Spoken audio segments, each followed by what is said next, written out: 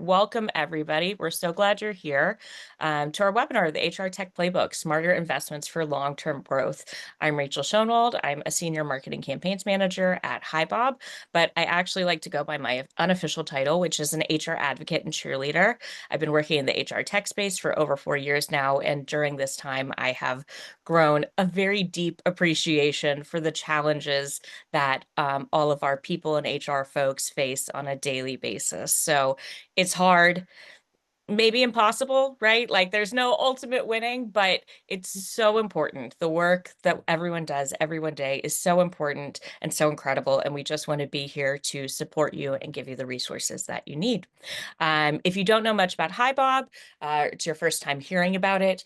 We are a HR platform, an HRIS or HCM for modern, mid-size, and multinational organizations. You just really need to identify with one of those, and it's going to be a good fit for you. We're going to go ahead and throw up a poll real quick, and I'm going to ask Stacy and Cliff to go ahead and introduce themselves and Sapient Insights Group as well. Yeah. Well, so while you guys are answering the poll, thank you, Rachel, for the great introduction on what we're going to be talking about today, but also thank you to HiBob for having us come talk. We always love to be able to do education. It's a lot of what we do. I'm the Chief Research Officer at Sapient Insights Group. We are a women-led research and advisory firm. We focus on the voice of the customer and sharing that data back to the market. And joining me today is Cliff Stevenson. Cliff, you want to do a little intro on yourself? I'm Director of Research here at Sapient Insights Group. Very excited. I see some familiar names here. And one thing that you'll notice that there's a link for our annual survey. That's definitely what I've been thinking a lot about lately. And a lot of the data that you're going to be seeing today is from last year's iteration of this survey and the new one's coming out. So if you've got an opinion on what you're seeing there, that's the best way to get that opinion out there and help shape the direction of these. You know, the people like HiBob and, those sort of organizations, they take that feedback seriously, and that makes the decisions that guide the products and services. So this is the time to do it. Absolutely.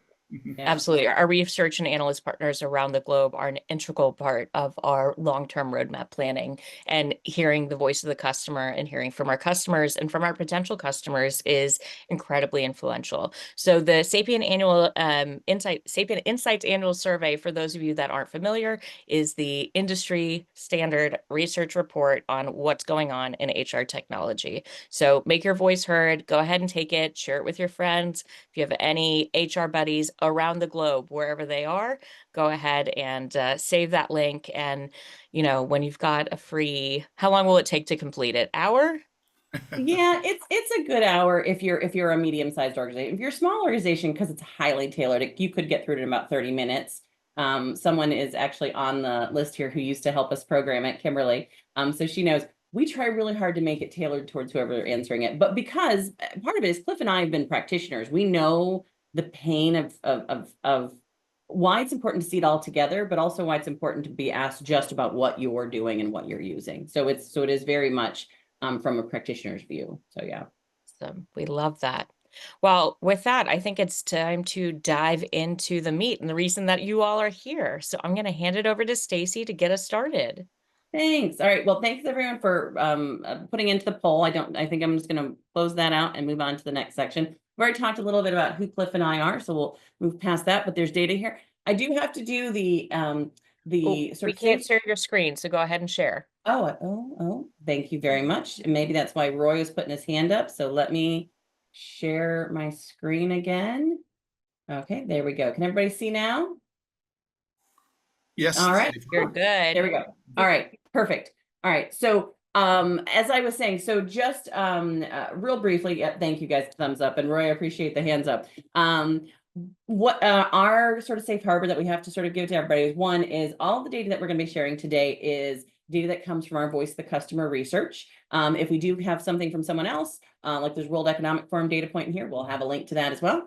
And then also just to be aware that we just recommend you don't make any financial decisions off of this. And more importantly, we are asking you not to take this deck or any material and drop it into any open AI environment without our permission. We have that in all of our commentary and all of our materials up front, but we do have to say it verbally just because people also put video in there. It's an important part of trying to keep, to be honest, our data clean. one of the things that we're finding, AI does an amazing job, but it oftentimes doesn't understand the nuances of the research because it's so deep and there's so many different ways that we look at the data sets.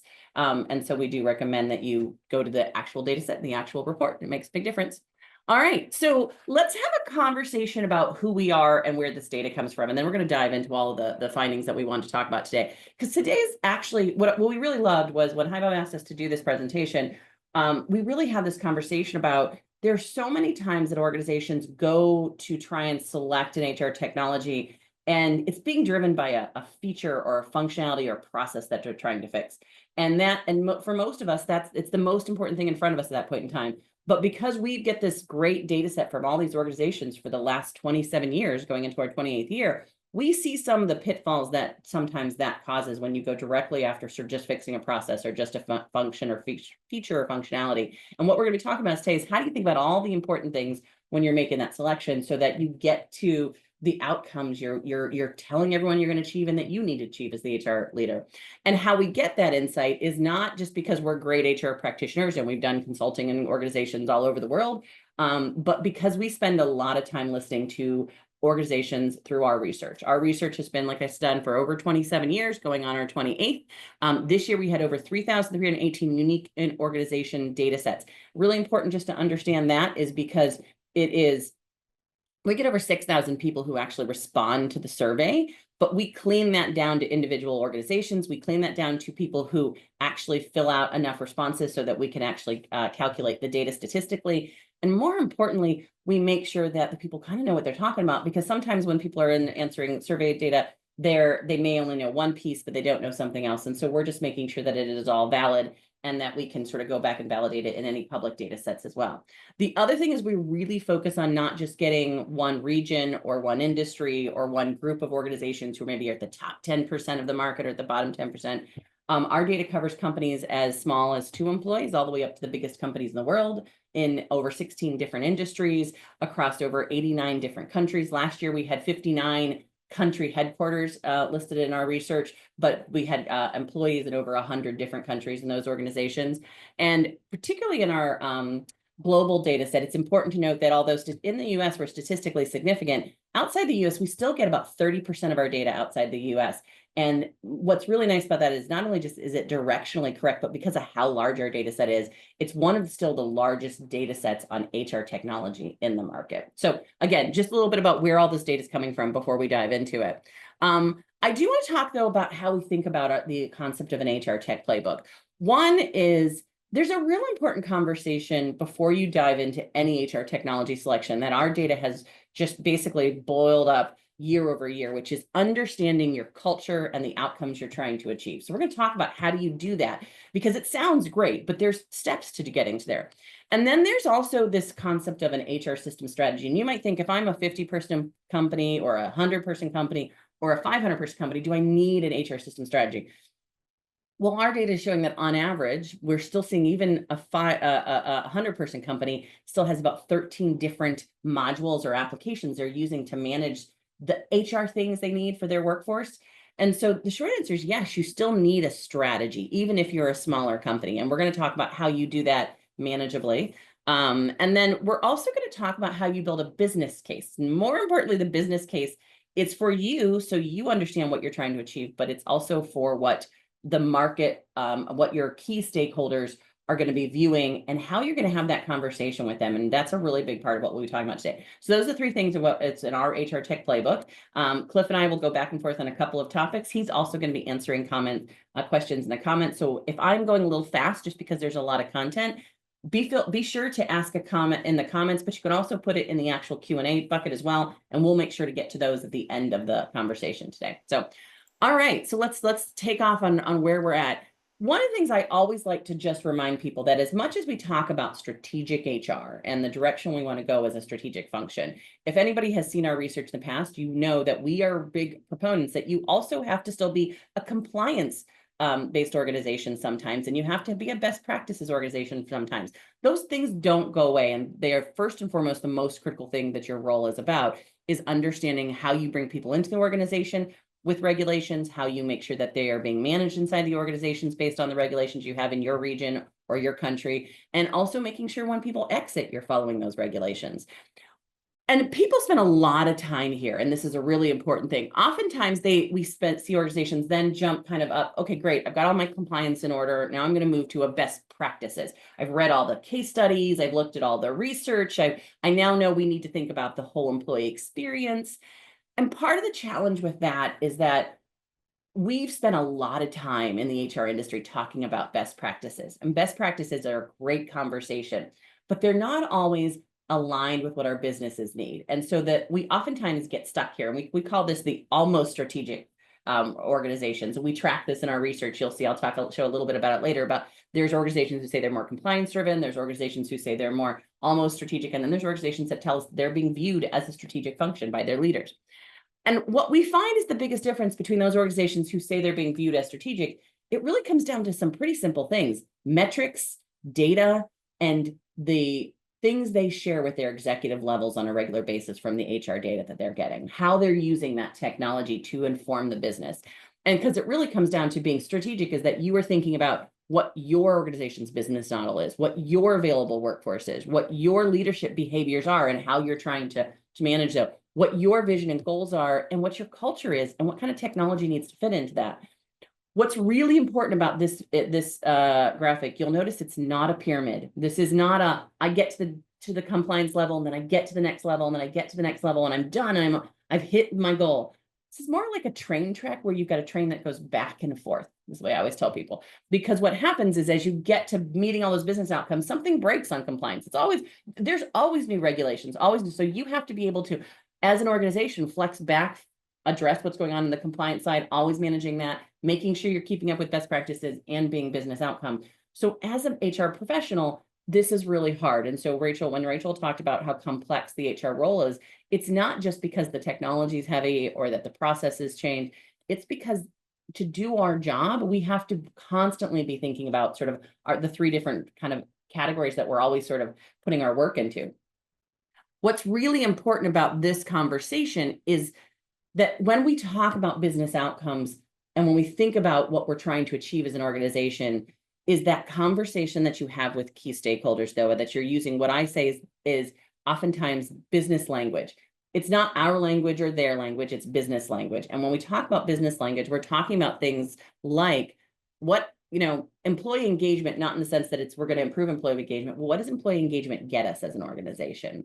We're talking about, how are we building innovation in our organization? How are we increasing organizational profitability?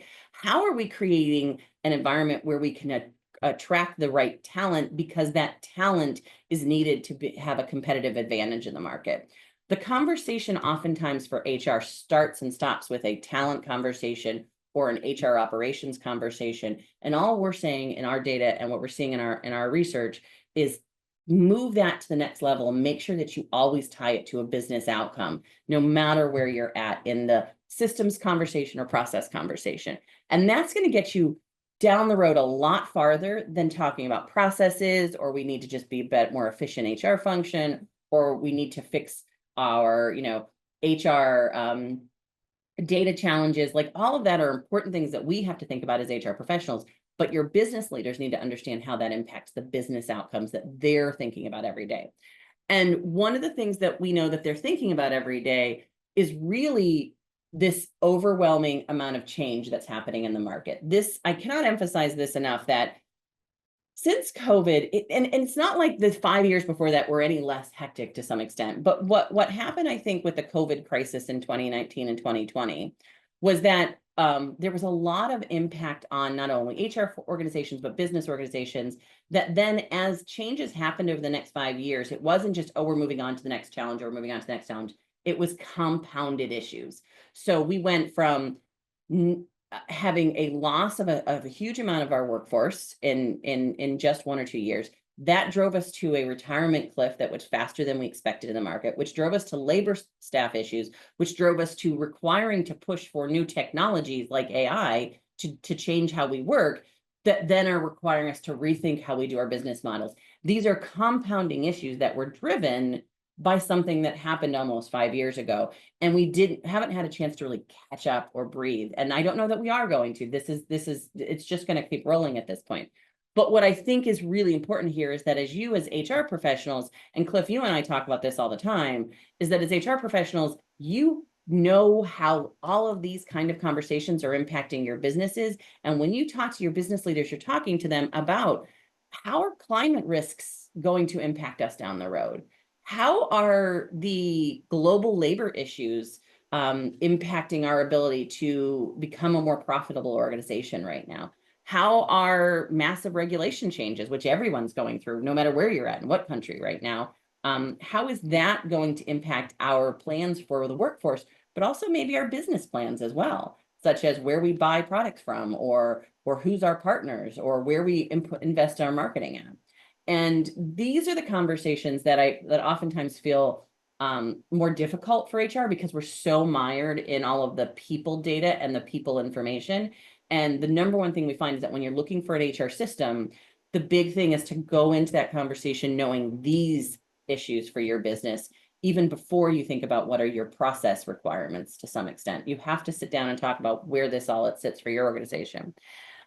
And the other thing I think that, and I highlighted this a little bit in that last talk track, but I just want to give you the numbers because wherever you sit, whether you sit in Europe or the US, or you sit in the Asia Pacific market, or you sit in any other region sort of in between all of those, what we find is that no matter how we look at the data globally, we will not have enough skilled workers by the time we hit 2030 and 2045 to meet the needs of the populations that we have growing in our organization. So basically how you look at that generally is you look at what how many working employees do you have for non-working employees in a market, and based off of all the statistics and all the data and all the different groups that sort of track all of this information in Europe, in the US, we are moving back in 2000, we were at 5 working adults for every non-working adult in the market.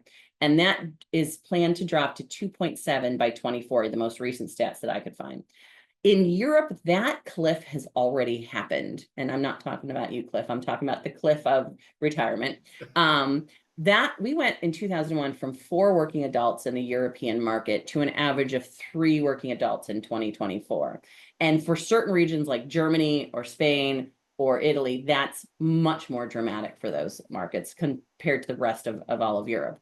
And so part of what we have to be aware of is that our business is people, the workforce we need to do the job, whether they are employees, contingents, whether they are, salaried or hourly or direct or not direct. If you're even hiring them through, employer of records or PEOs or anything like that, they're still our business as HR. And what's really important for us to realize is that our people, there's just not enough to do the work, particularly in skilled areas like healthcare, like construction, transportation around the world, areas where even technology, as much as we think AI is gonna address a lot of that, they're saying there's going to be more jobs created to address the technology challenges than there is currently sort of being taken over. And so that's the conversation we need to be having with our business leaders today and thinking about when we think about HR technology. And Cliff, this is an area that you and I have talked a lot about, which is when we just looked at, because I think a lot of people have this perspective that AI is gonna fix this problem, right? Can you talk a little bit about what the World Economic Forum posted in their 2025 report on this fact? Yeah, so this just came out in the last few months. And although I would say that overall there was some sort of, it might have been a little more positive than you might have imagined. But yeah, that's exactly it. I know it's been a bit of a common refrain that, it's not AI. You're not going to be replaced by AI, but you will be replaced by someone who's able to use AI.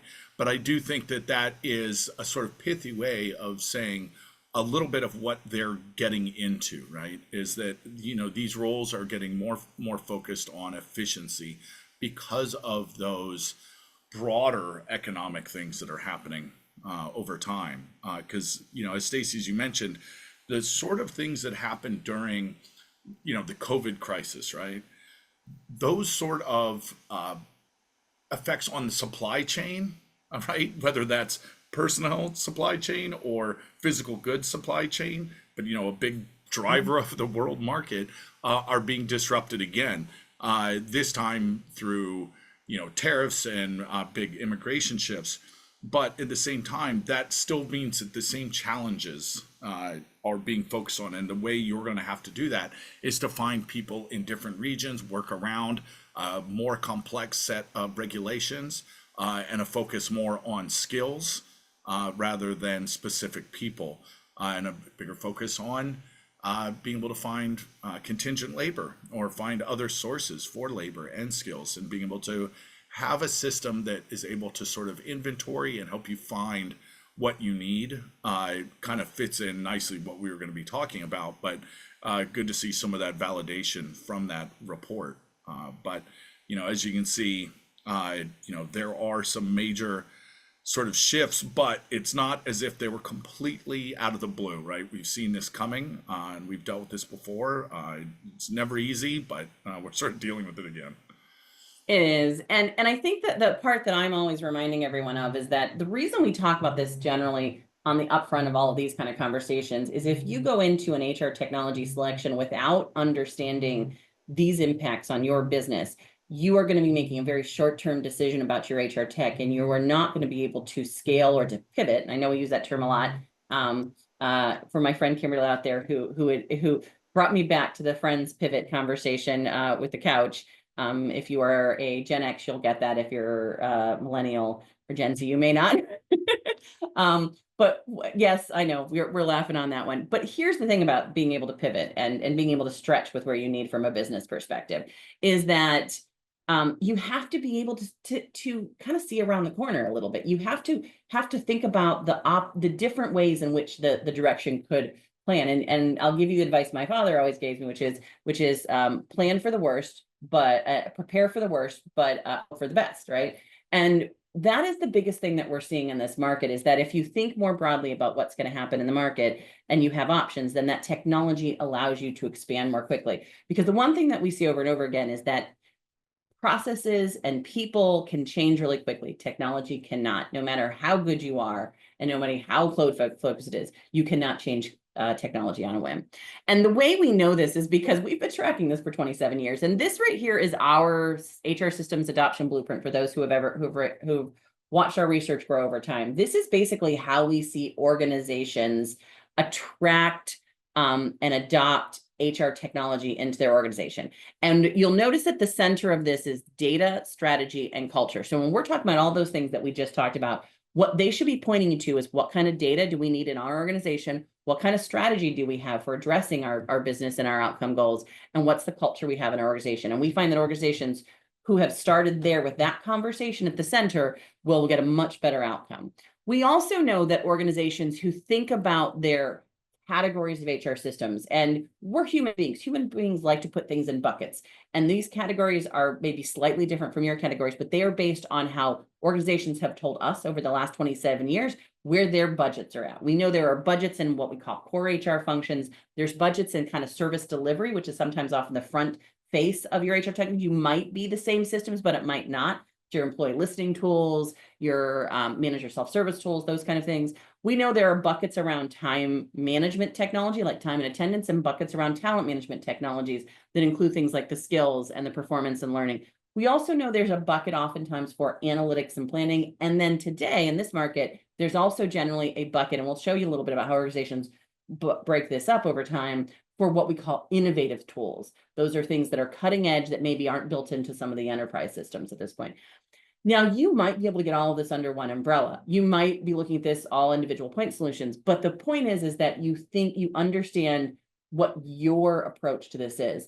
And more importantly, when you're thinking about this, you're also considering that what we call the enterprise standards and enterprise work applications, which are the outside rings on this.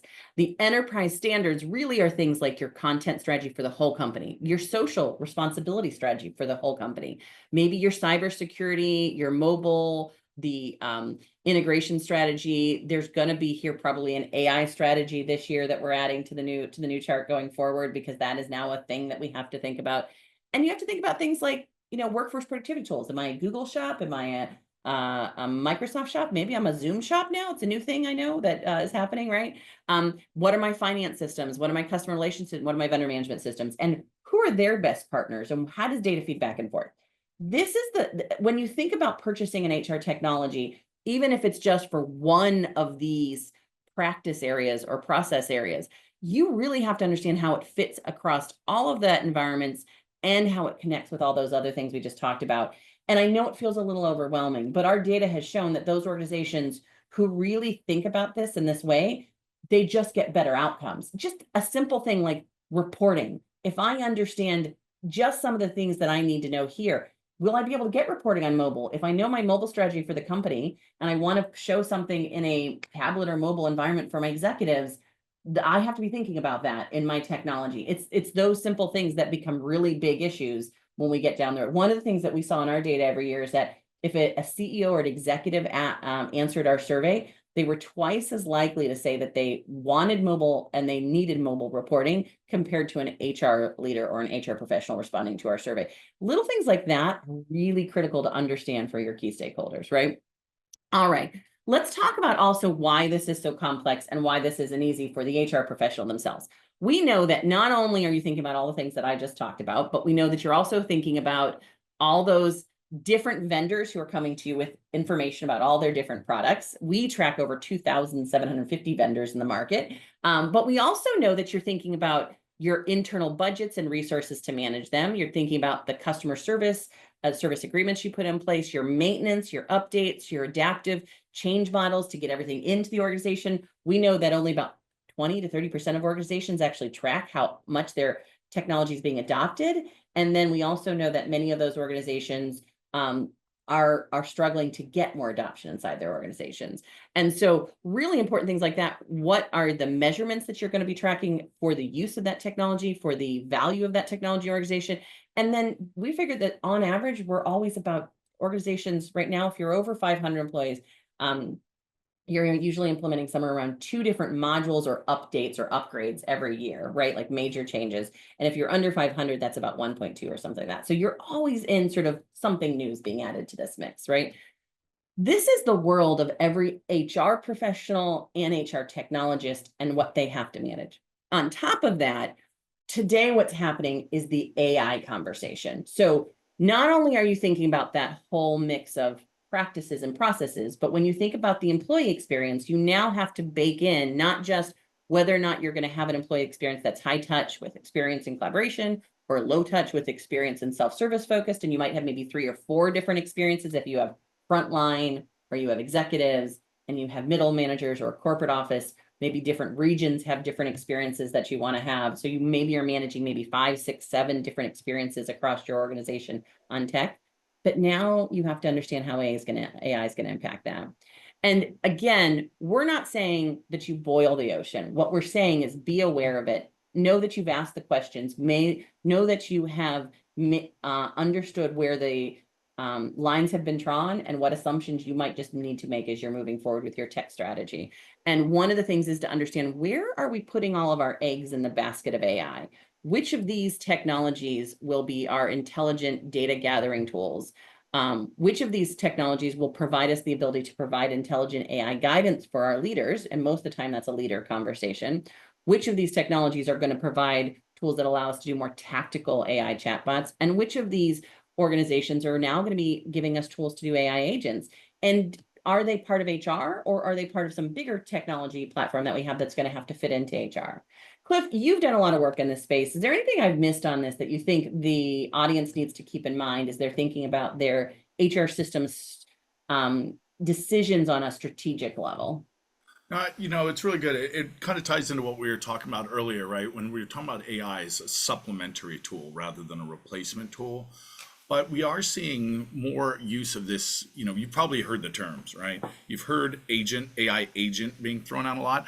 It took me a while. I found, I had to kind of learn about this, and I can get lost in the sort of marketing speak. No offense to our friends from marketing. But I've actually thought about, instead of thinking of it as an agent in, like you'd say, secret agent, right? Or, something like that. I think of more when you talk about agency. Right. I know that's a term that gets used a lot here. I know we've got some South African friends with us. So I don't know if it's a term that's used, but people have agency, meaning they have the sort of power, right? And they have the discretion to do certain things. That's what AI, an agentic sort of AI model, an agent of AI, right? They have a little more power and a little more discretion. I mean, they collect the data.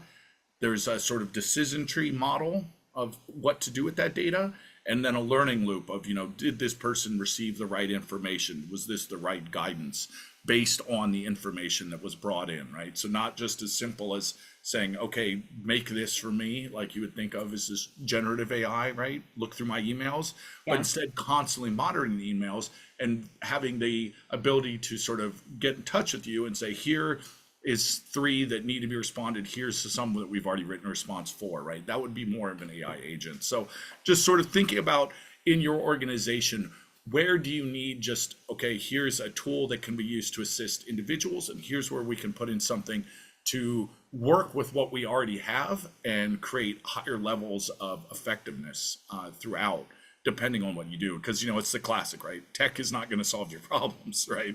But it certainly can, if you can identify how to solve the problems, tech can go a long way towards making that happen. Yeah. And I think to your point, Cliff, part of the reason we wanted to bring this up here is that it feels like it's overwhelming right now, the AI conversation, and it should be part of your HR system strategy conversation, but it shouldn't be all of it right now, right? I think it's really easy to kind of feel like, oh, everything's going to AI. My favorite quote on the AI is that in the next 5 years, it will be do less than we expected. In the next 10 years, it'll do twice as much as we expect it to do. It really is something that's going to build over time, and it will probably creep up before you realize it. But more important, it is something that you have to be aware of and understand your strategy, but don't assume it's going to fix everything. Definitely also too, for a lot of those organizations who are doing marketing instead of doing product development, ask the tough questions about AI, because if the system doesn't work without AI, it's not going to work with AI, is how we tell people, right? All right. The other thing I think when you're talking about this conversation, refocusing your thinking from functionality to outcomes, is when we stop talking about the process we're trying to fix and we start talking about the outcome we're trying to achieve, then you can stop thinking about how I just want to become more efficient in HR, or I want to get us off of paper-based, which is always a valid thing. But you can start talking about how I am using that technology to inform decisions in the organization, and more importantly, inform the strategy for the business. And let me talk through a little bit of that. So yes, getting off of paper-based or becoming more efficient is a valid outcome you want to try and achieve. But why? What is that going to do for the business? Is that going to increase revenue? Is it going to increase profitability? Is it going to make sure we're able to access our customers more? Is it going to make sure we have engaged employees who will be doing better work with our customers? You just always have to go to that next step about the outcome you're trying to achieve in the organization. I had a really great organization one time. They kept coming, they said, we just need to replace our HRMS. And they were a very large organization. And I kept saying, well, why do you need to replace your HRMS? And the answer was, well, it's just old. We've had it for 20 years and all these processes are broken and it's inefficient. And they said, but we can never get it past our executives. And I said, well, have you told them what you're going to achieve with this new HRMS? What is your outcome you're trying? When they say, well, it's just a better process, better data. And I'm like, well, what will that data do for them as executives and business leaders? And they step back and they looked at me and they go, we've never had to answer that. And I said, but that might be why you're not getting the new system, because you haven't made that leap for them and they're not going to ask that question of you, right? And so it is really comes down to a language conversation. We intuitively know in HR what better data will do, what better processes will do, but we're going to have to take that next step and say, now, how does that impact the business? The other thing that I always tell people is that having an HR technology strategy helps you do this. And this is where all the things I just talked about is knowing your business, understanding their outcomes they're trying to achieve, thinking about it like a business leader. But you can't do that unless you have data and information behind you. And this is what an HR system strategy does. I always tell people the HR system strategy is not about the document or the outcome that you get. It's about the journey you go through to gather everything. It is really about becoming very aware of how your own environment is working and what your technology, what you're expecting your technology to do for you. And organizations who have an HR technology system, no matter their size, are 1.5 times more likely to inform the business and influence workforce business decisions. And I can't say that enough, that this is something we see year over year. This is not just something we've seen once or twice. It's year over year. And HR, there's 4 things that get you better business outcomes in our data year over year. One of them is having an HR system strategy. The other one is having good change management practices. The other one is having good integration. And the fourth one is having an HR function that's viewed as a strategic business partner. Now, there might be a little bit of a chicken and egg there, which came first, being part of an HR, being viewed as a strategic HR partner, or being, having a strategy. But I can tell you that these are the only four things that we see year over year that give double-digit better business outcomes and HR outcomes and talent outcomes. We've seen it for the last 27 years. It has not changed. It doesn't. I've got averages I actually just worked out. It's pretty impressive when you look at it. It is statistically significant. So what does it mean to have an HR system strategy? This is a lot of information here, but I'm going to break this down into really four buckets. One is there is a series of things that you need to do to look inward. And the look inward process is all about all the stuff we just talked about, knowing your business mission, culture, workforce, scale and scope, all those things. Strategy planning, which means understanding those guidelines and principles, deciding what you're assuming versus, because one of the questions we always get is that it's too hard to figure out what our business direction is in time to make these decisions.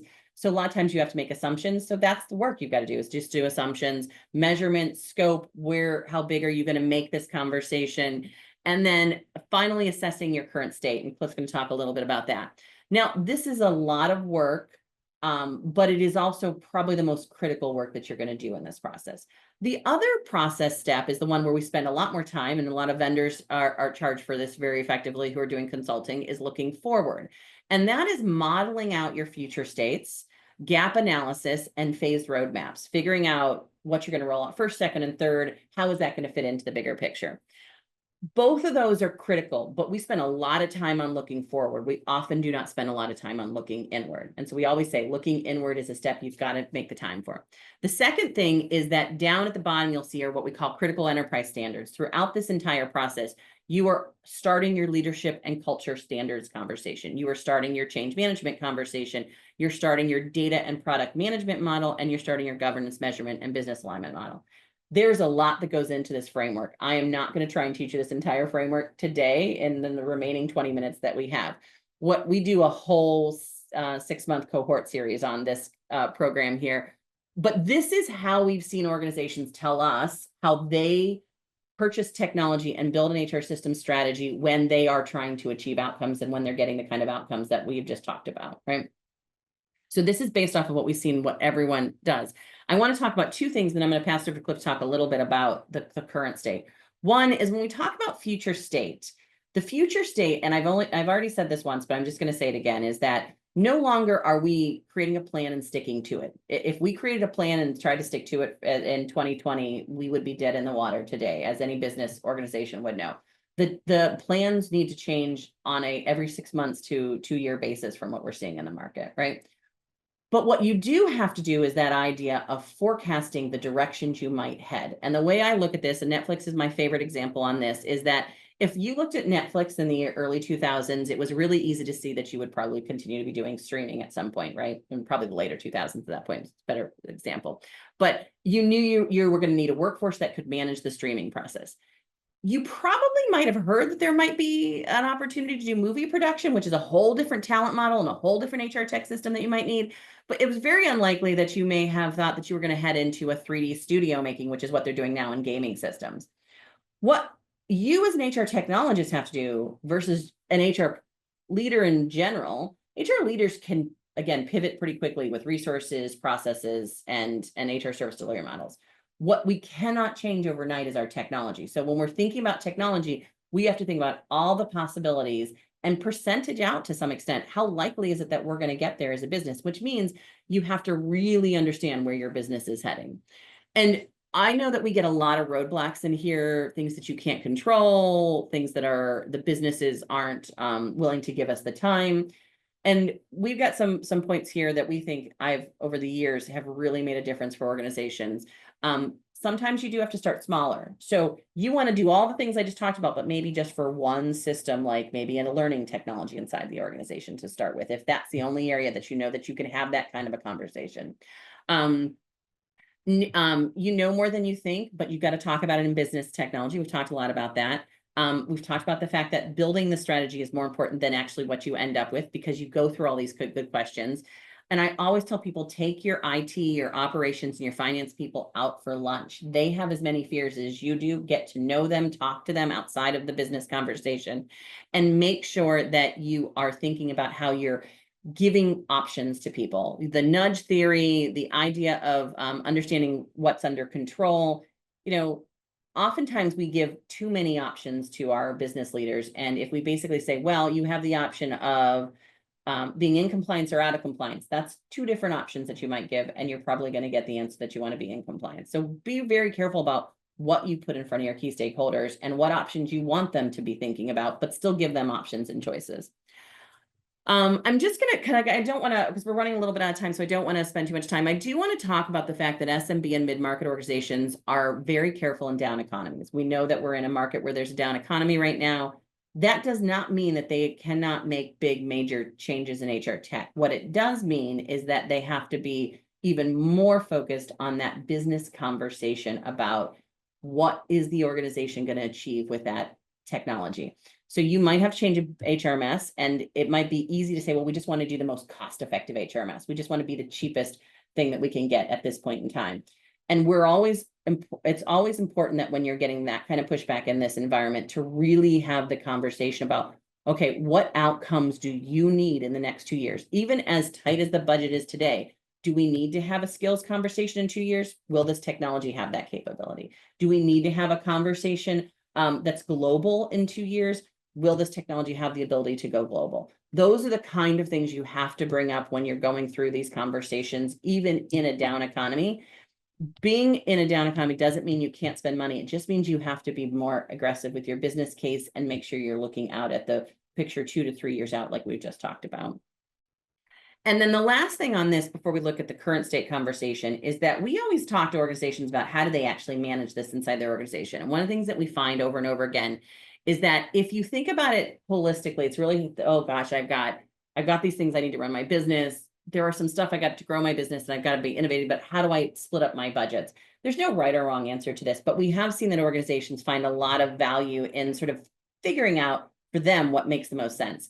Do you put a percentage towards what you have to get done today, those processes? Do you put a percentage towards growing the business so that you don't ignore that? That's a really great conversation about budget. So if an organization saying, well, we've got to cut costs, well, okay, let's cut cost in the things maybe that we need to run the business today and make that very specific, but let's not cut cost in the things we need for going forward. Let's make sure that there's a budget that's still there for that.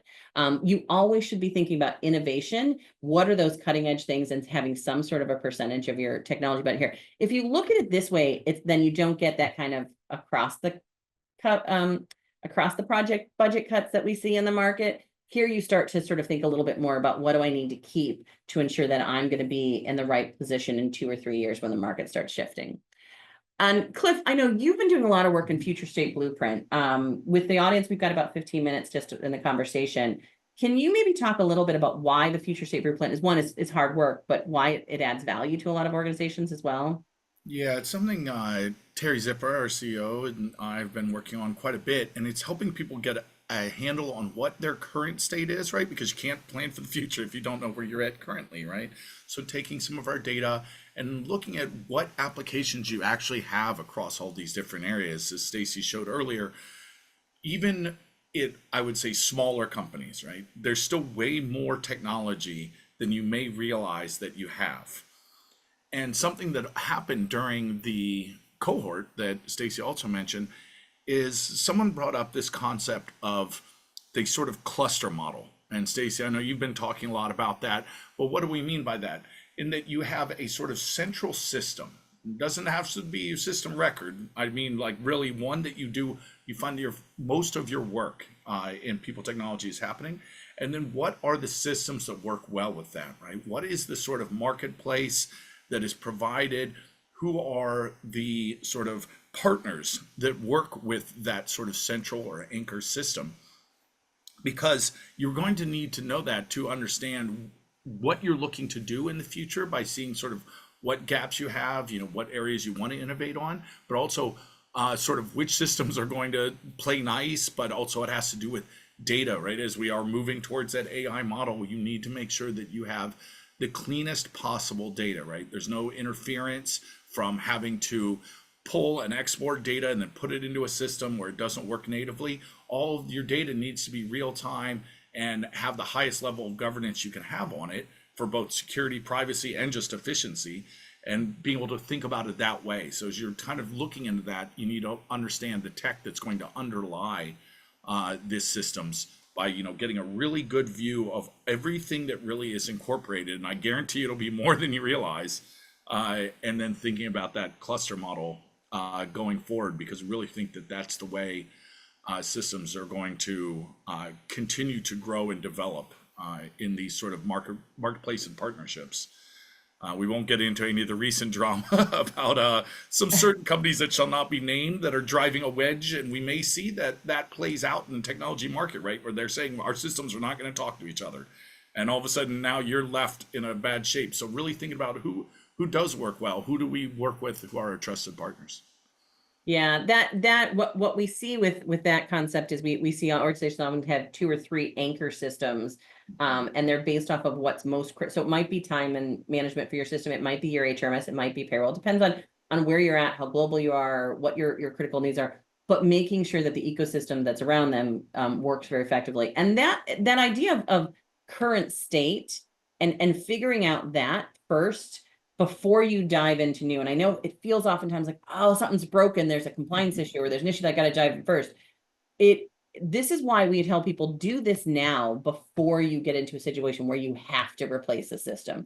This is why an HR system strategy is so important, and you should be working on it before there's a need for a new system. Because if you have this already predefined in your environment, the looking forward part becomes the most critical conversation then, right?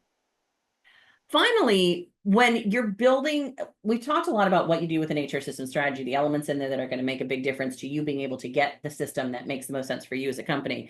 But once you do decide that you've got a good handle on where your company is at, both business-wise and outcomes and economically, and you understand what you need as an organization from your current state to your future state, and what that phase roadmap might look like with or without a vendor you've defined out. Sometimes you already know your vendor, sometimes you don't, because that process is dependent on the HR system strategy, next steps you take.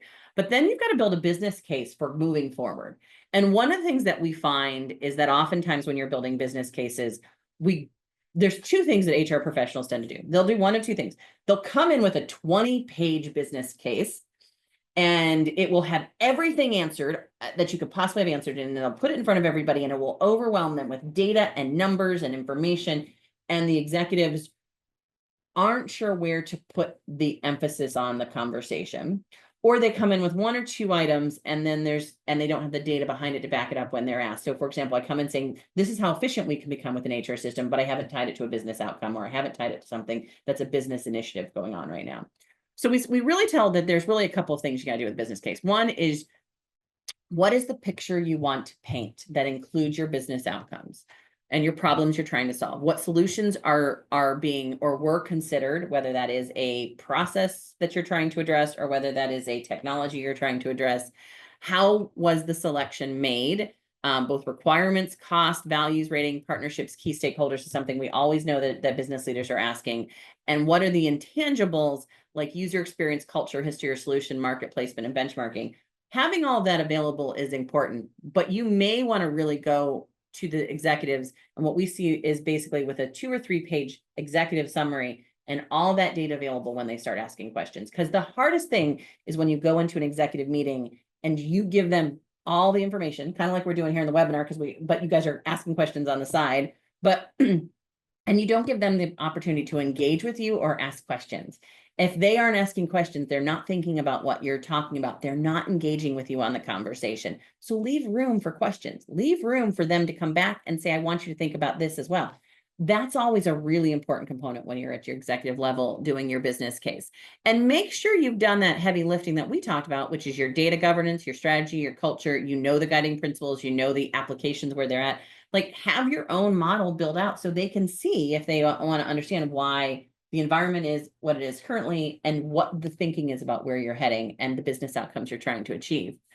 But more importantly is, before that's all put together, and even before you get into that room, know your stakeholders. I cannot emphasize this enough. We had a really good example in our last cohort, and she was so good at being open about this conversation.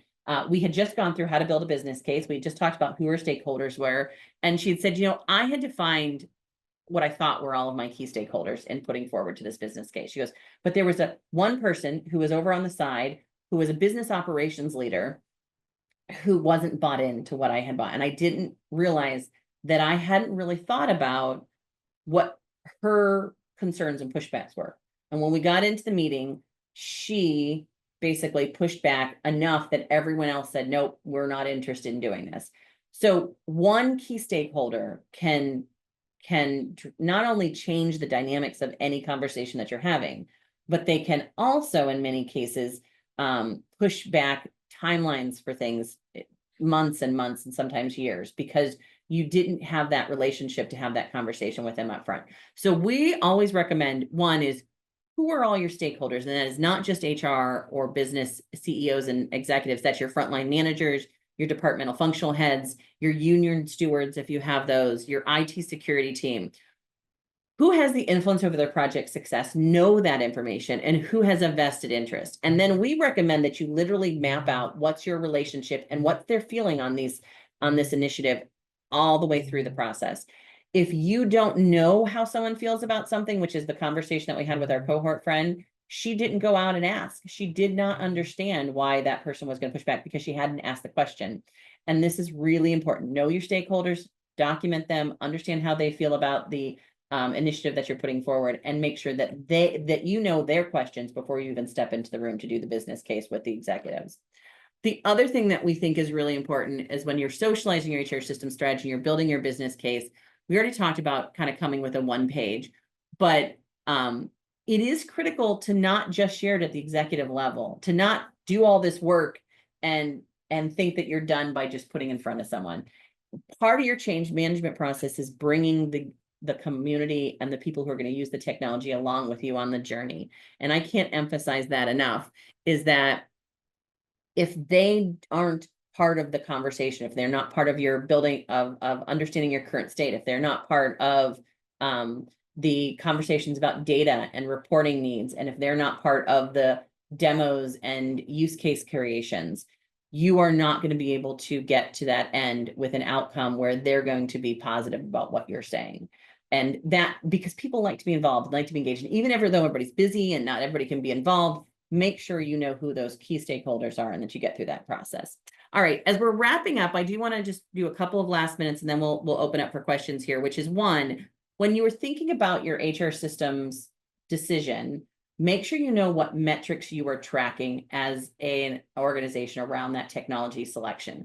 It is not just timelines, adoption, resources, and budgets, which is always the things that we go back on, but you also want to think about talent, engagement, growth, innovation, even things in the organization like burnout and workloads and wellness. Those are all metrics that can be associated with technology that we should be tying to some of the conversations we're having about the success of that technology and the outcomes of that technology. Now, there are business metrics we talked about earlier, but these are things about just the success of implementing technology and tracking the adoption of it over time.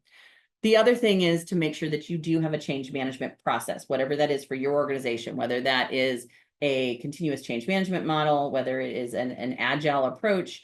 Make sure you have an approach to change management, because it's one data point we see over and over again that change management makes a difference. And finally, when we're talking about HR systems, we just want to make a point about where you're probably at and what you're seeing. In our data set on the user experience and vendor satisfaction ratings that we do every year in that big survey that Cliff talks about, we know that currently HRMS, payroll, and analytics platforms are seeing some of the lowest user experience and vendor satisfaction ratings of the last 5 or 6 years. This market is really frustrated with a lot of the technology that's out in the market. And so our conversations with a lot of business leaders is ask the tough questions of your vendors. Make sure that you are creating a partnership with your vendor and that you know what that marketplace is, as Cliff had talked about, that they're working within. Make sure that you know what the handoff will be for the sales team. How does data get into the system and how does data get out of the system? How are reports created?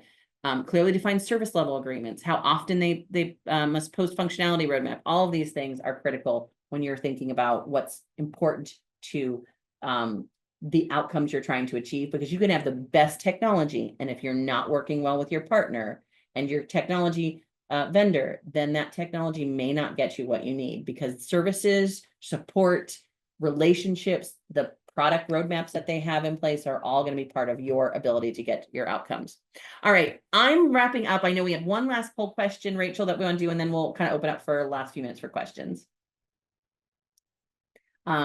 Rachel, I don't know. I think the question here, do we need to read this out for everyone, or will they see it up on their screen, right? Go ahead and read it out for everyone. Yeah, so what we want to know is, are you curious to learn more about how HiBob can help?